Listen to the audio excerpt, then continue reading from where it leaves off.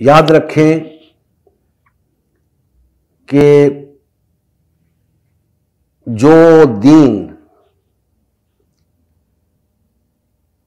سیاسی پہلو نہیں رکھتا وہ دین نہیں ہے. لوگ اسے دین کہتے رہیں، اگر اس کے اندر سیاسی پہلو نہیں ہے تو وہ دین نہیں ہے.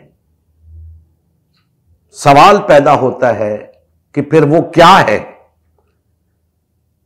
تو یاد رکھیں کہ وہ مذہب ہوتا ہے جس میں سیاسی پہلو نہیں ہوتا، لیکن لوگ اسے دین سمجھتے ہیں. دین ہمیشہ سیاسی پہلو رکھتا ہے، اور اسلام جو اللہ کا عطا کردہ دین ہے، ممکن ہی نہیں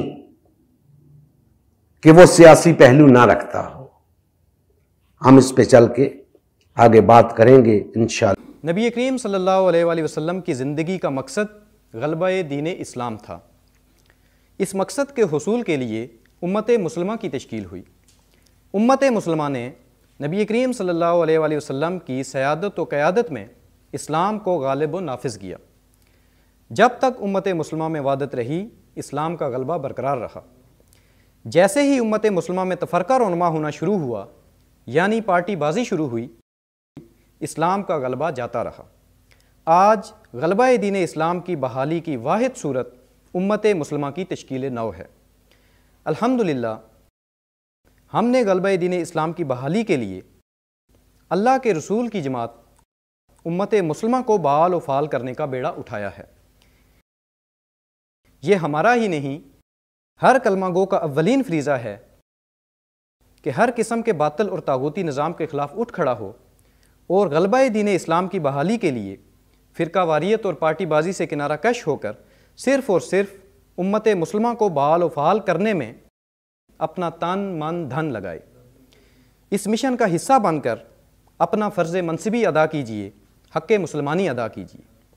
مزید تفصیل کے لیے ہمارا یوٹیوب چینل امت مسلمہ سبسکرائب کریں. ہمارا فیس بک پیج امت مسلمہ کی تشکیل نو لائک کریں. اس پیغام کو زیادہ سے زیادہ شیئر کریں. سوال و جواب یا فیڈ بیک کے لیے ہمارا واٹس ایپ گروپ یا میسنجر گروپ جوائن کریں یا اس نمبر پر رابطہ کریں. نمبر اور تمام لنکس ڈسکرپشن میں بھی موجود ہیں. جزاک اللہ خیر.